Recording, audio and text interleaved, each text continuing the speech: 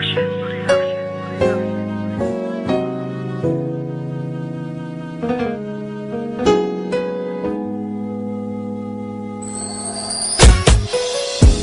ikaw ay dumating sa buhay ko, di ko akalain na ako ay mabibihag mo.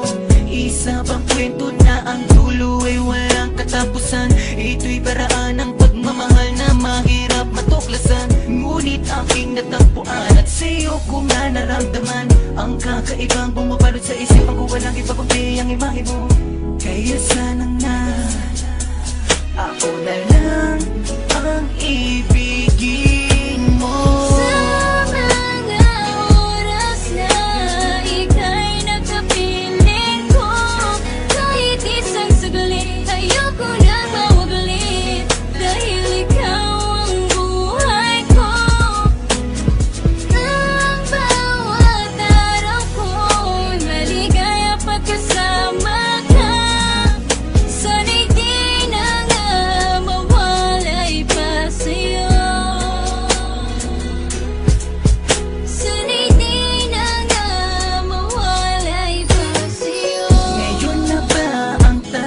Pagkakataon upang sundin at tinitibok ng puso ko na dati ay puno-puno pa ng kaba. Sana nga ikaw na ang habang buhay na magbibigay ng karapatan sa puso mo. Iingatan ko kung sakali man di ko bibitawan para patunayan na ikaw ang nag-isa. Sa mundo kinamulatan na hindi na alintana, ang ligaya na sa'yo ko lang nababatid.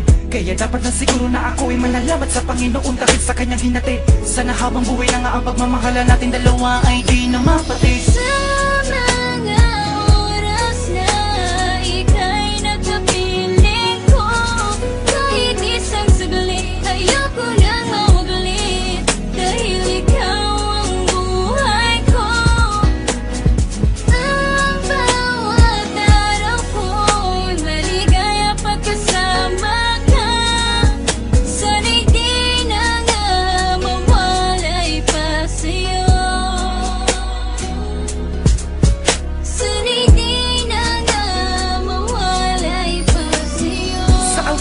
Nais lamang ipaalam kung ano ang siyang naging dahilan.